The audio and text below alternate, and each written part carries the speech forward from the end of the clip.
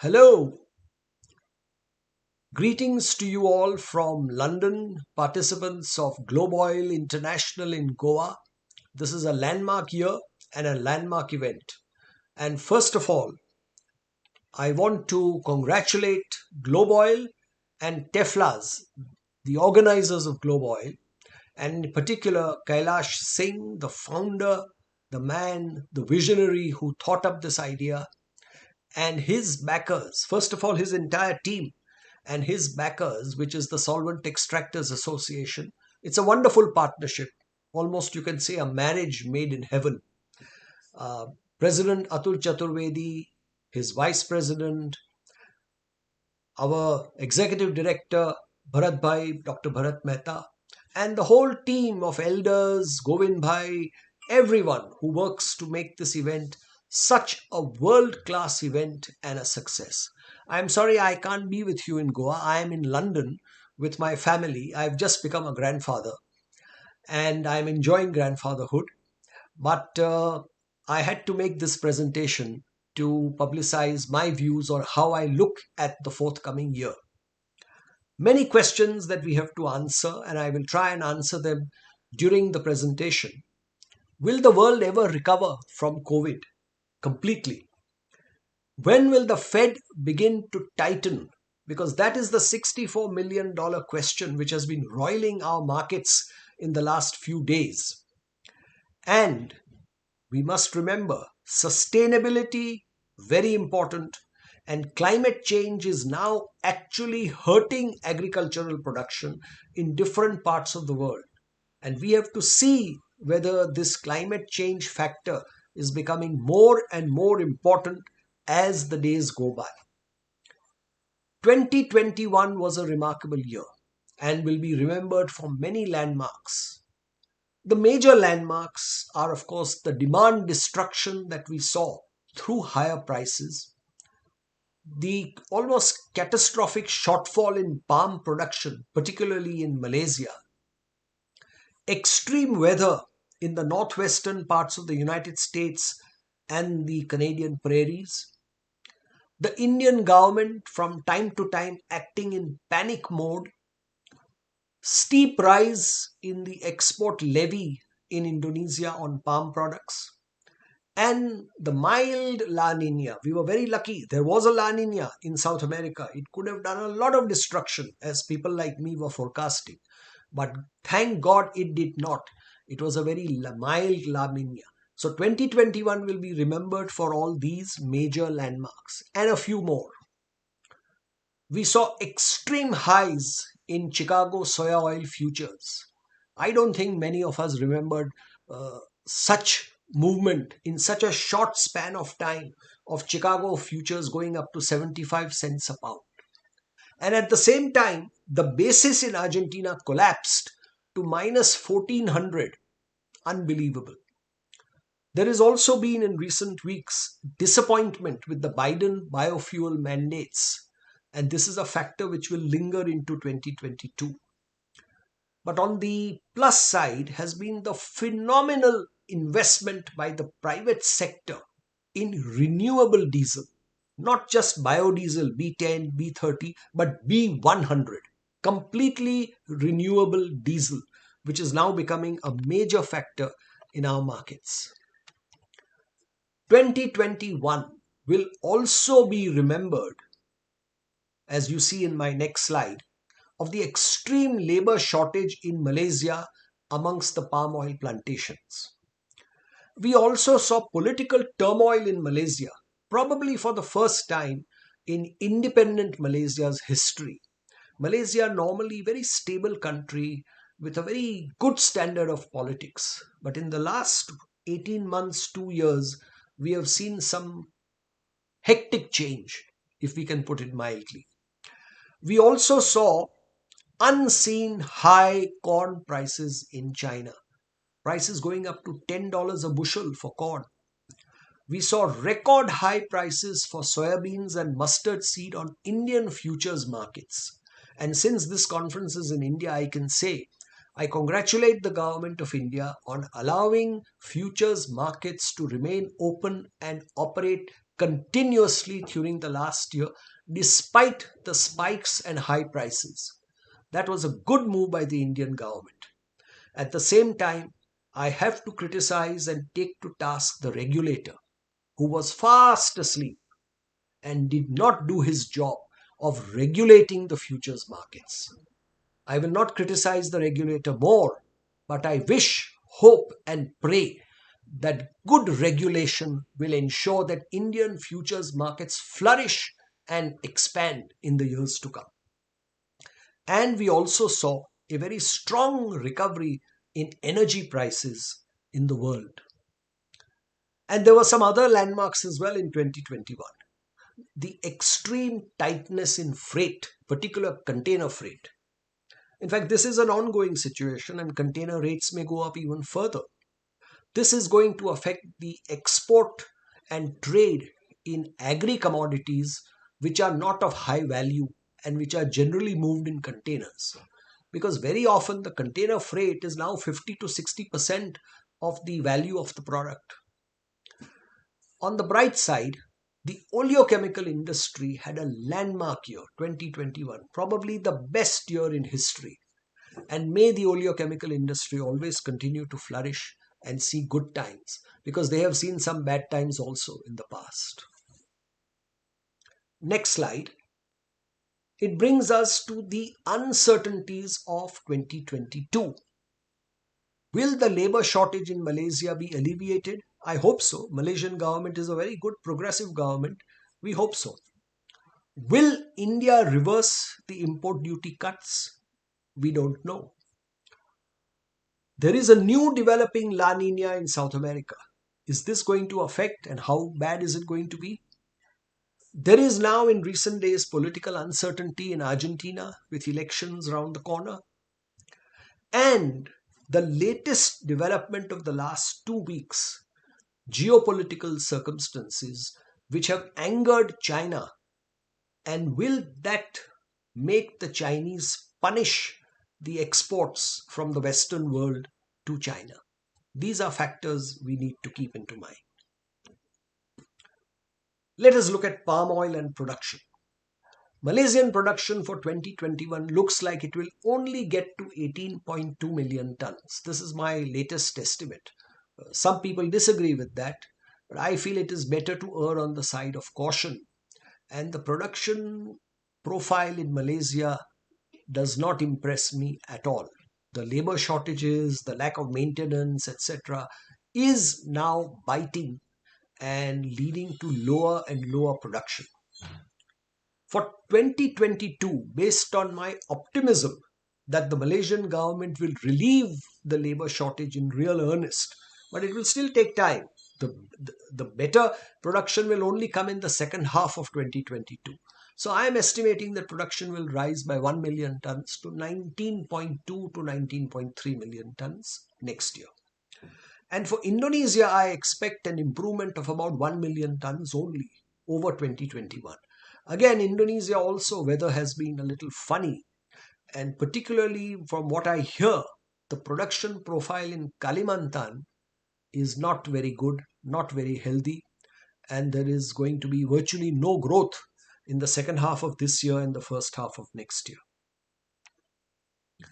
That brings me to sun oil, the one oil in which we can say with confidence and joy that production is on the up and up. Big crops are emerging in Ukraine, Russia, and also parts of Europe. Like last year, however, the 2021 harvest in the Black Sea region is delayed, and shippers are having to struggle to load vessels currently. So, in my opinion, sun oil prices, despite the bumper crops, will only dip from December onwards. And from then, they will trade handily below the price of soybean oil on a FOB basis. The next slide is about rapeseed. Rapeseed prices are already very high and they reflect the very small crop, the shrunken crop of canola in Canada because of severe drought, historic drought in the Canadian prairies. In India, sky-high prices of mustard oil are an embarrassment to the government. And I feel that if there is one area where the Indian government is likely to act in the next few days or weeks, it will be to cut the import duty on rapeseed oil, because that is really the key to taking the top off these high prices in India. But somehow the Indian government, it hasn't struck them, and the Indian government hardly ever listens to the industry and to good advice. So they have missed that trick. I also think that Indian rapeseed plantings will be much higher this year, and may they happen. But on the other flip side, we are going to have a La Nina again in 2022. It's already started forming. And the La Nina of 2022 will again hurt the rainfall in the Canadian prairies. We are not out of the woods yet, and we may have a second canola crop damage or failure next year. We have to guard against that. We have to be very careful of that. That brings me to the next slide, which is about the country which is so important to the world economy, next only to the United States, that is China. This year in China, we will have to look at the politics as well as the economics. The geopolitical factors which have come into play are this latest alignment between the United States, Australia, and Great Britain, which seems to be aimed at China. And China is very angry with that. And it is quite possible that the Chinese government may encourage Chinese importers to punish the exports of those countries which seem to be ganging up on China. Which means, and they have done it in the past, we have seen they have boycotted US soybeans with calamitous effect on the price. China is quite capable of doing that, and we need to keep our eyes wide open for that. Secondly, the Chinese government has also done some self-searching and come to the conclusion that most bull markets in raw materials and commodities happen because of the activities of Chinese importers, Chinese traders, Chinese investors, etc. And while these traders, importers, exporters do make money with bull markets, who pays for those high prices? China. Because China is the consumer and importer of between 25 and 40% of these major raw materials like iron ore, soybeans, etc. So this year, the Chinese government has put pressure on these international players and told them, do not speculate, do not overbuy, do not stockpile. In fact, there are cases where the Chinese have reduced their national strategic stockpiles to keep a lid on prices. So this is a factor. In addition to politics, the economic factor which China will play, and China has learned to use that card very, very effectively. The next point in my slide, which I emphasize, is that China is unlikely to import 100 million tons of soybeans as everyone seems to expect. Hog prices are falling, pork prices are falling, meal demand is not what it used to be, and crush margins are very bad. So the net result could be that China will import less soybeans. In any case, China is going to import less rapeseed because it's not available. So with the Chinese crush likely to be smaller, what will be the effect on the byproduct, vegetable oil? China will have to import more vegetable oil, and that could turn out to be a friendly factor, a supportive factor for palm, for sun, soya oils. We must bear that in mind. So India will have competition in import of veg oils from China aggressively this year in 2021-22. The other question I pose about China is that will China continue to trim imports and destock her national strategic reserves? They did that in the case of crude oil a few weeks ago. We have to be careful. Will China play the role of price stabilizer in commodities? Wonderful role to play if you can do it. All countries want to do it. Very few are capable of doing it. China is. You stockpile when prices are low and you release reserves when prices are high. Ideal situation, Goldilocks scenario. I am afraid China may be in a position to play that role in 21-22. Now we come to the world's biggest importer of veg oils, India. And all of you are familiar with Indian statistics. I have put the figures of 12-13 against the figures of 2021 and 21-22 to show you how India's imports have expanded and how palm oil has lost market share to the soft oils. These figures I am grateful to Solvent Extractors Association and to my friend Govind Bhai Patel, who always helps me with the compilation of these figures. And what we see is that in 21-22, we expect virtually the same amount of imported oil as in 2020-2021. The reason being that consumption does go up slightly, but that comes from better local production. And here I want to congratulate the Solvent Extractors Association on their project Mustard, which to my mind is much more promising than the project Palm Oil, which the National Mission on Vegetable Oil has propounded. Because palm oil is a long gestation period crop. Mustard, you get the crop the year you plant it. And I feel that SEA is doing a wonderful job. And the model farms that they are doing, the propagation that they are doing, will yield very good results. Ideally, we want both the projects, palm and mustard, to succeed. But I am afraid I think mustard will succeed faster. And all credit and best wishes to SEA. So as I said, we are looking at slight loss of market share in India in palm by about 500,000 tons, which is going to sun oil because sun oil was artificially depressed the previous year because of very high prices. And the others category is imports, what I would call mischievous imports from Nepal, from Bangladesh, and a little bit of rapeseed oil. If the duty is cut, India can easily import 100,000 tons of rapeseed oil. Doesn't matter, world prices may go up, but it will put a lid on Indian prices of kachi ghani and will create a very healthy situation in the domestic market. In India, as I mentioned, we expect per capita consumption to rise in 21-22. Import volume will depend upon the rate of duty. If the duties are cut a little bit more, imports will rise further. If duties are raised, imports will plateau. It's a no-brainer. Indian oilseed production, thank God, is going to be higher. And we hope it will keep on rising over the years as these various measures to improve productivity, to expand acreage succeed. And we do expect that the area under oilseeds, because of the remunerative prices that oilseed growers have received this year, will keep on expanding. I am often asked, as I say in my next slide, what will happen to India's import duties? I am not a forecaster of import duty, but provincial elections are due in India in 2022. And the government is already months before the elections almost in panic mode. We find chief ministers being changed, reshuffles being done, all sorts of things. And import duty is one more instrument.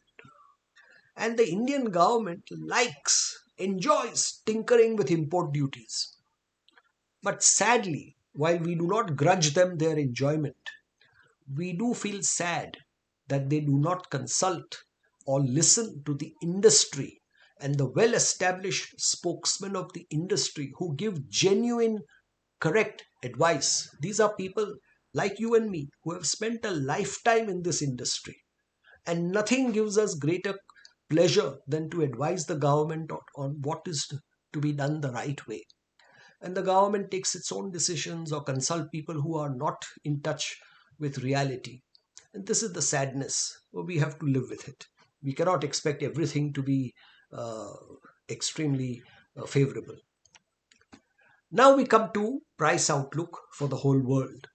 World energy demand grew in 2021 by 2 million tons, and we expect it to grow again in 21-22 by 2 million tons. Main engine will be renewable diesel, as I said, B100, mainly in the United States. World food demand used to grow by 3 million tons every year, but last year it grew by less than 2 million tons.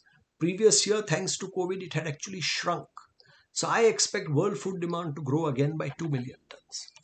So in the next slide, you see net energy demand up 2 million, food demand up 2 million. And this gives you a bird's eye view of the effect of supply and demand, incremental supply and demand on price. 2021, you see supply rose by 2.5 million tons, demand rose by 4 million tons. That is why these high prices that we had to encounter. Supply went up in the form of soya, rape, and palm, small increases, but went down almost by 2 million tons in the case of sun oil. 21-22, you will see that the sun oil comes back. So the others category goes up to 2.5 million tons plus. But we lose 1.5 million tons of canola and rape oil. So as a result, our total supply in 21-22 goes up by 5 million. Demand goes up by 4 million. Now that's neither here nor there. You can almost say the world is in equilibrium on an incremental basis. Prices fall when supply largely by a big margin outweighs demand incrementally. That is not happening in 21-22.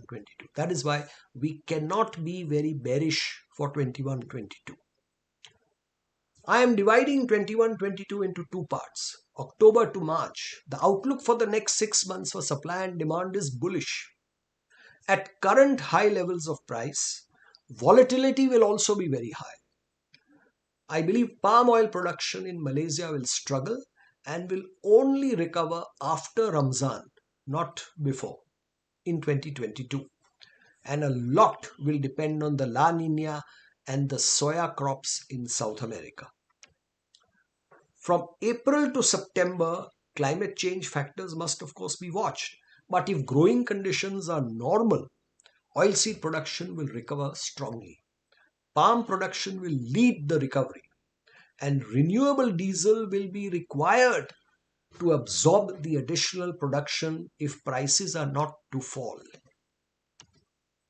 So, October to March, BMD will remain strong, helped by the large export levy in Indonesia, with peak tightness of stocks in Jan-Feb 2022. The BMD range, in my opinion, between now and February will be between 4,000 ringgit and 4,400 ringgits. I don't think BMD can come below 4,000 up to February. Maybe in March it may begin to slip.